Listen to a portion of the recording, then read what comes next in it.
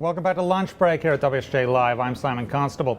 Showrooming, that's where consumers browse in stores but shop online, hurt mass retailers like Borders and Circuit City. Now it's spreading to the luxury fashion sector as consumers opt out of going to elegant stores in favor of shopping from home. WSJ's Christina Passariello joins us now with details. Christina, trends happen and this one's been creeping all the way up to the luxury end. Tell us about it. Yeah, consumers in luxury want to buy their bags and shoes and some clothes online, just in the same way that they buy books and home electronics online.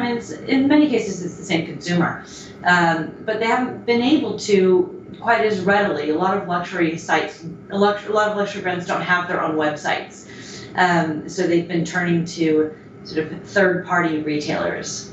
And it says you've got these luxury houses, and you mentioned some names, are ill-placed to benefit from the boom in online sales. You think they'd have seen this coming? This is a train that has been coming down the track for a number of years. This shouldn't surprise anyone. Why is it caught them? Yeah, luxury houses are really resistant to doing e-commerce for the most part. They think that there's something sacred about the in-store experience and that they can't replicate that online. So they have websites that have store addresses and sometimes shots of the products, but a lot of brands don't actually have their own e-commerce sites. So this is a trend that's really being driven by consumers who are just going on and they just want to be able to buy their stuff online. So there's a lot going on here.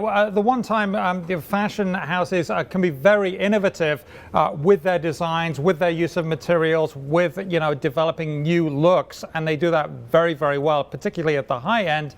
And yet on this side they're not very innovative, and yet the consumers are saying, hey, we want that innovation on this end of it as well as the designs too.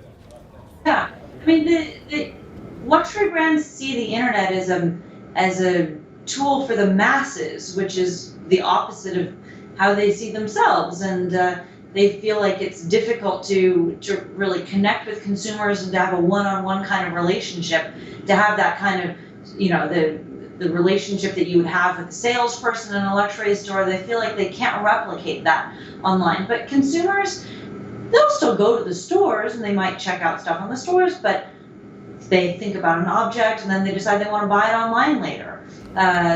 So yeah, it's really being driven by the consumers. Christina, who's doing this right?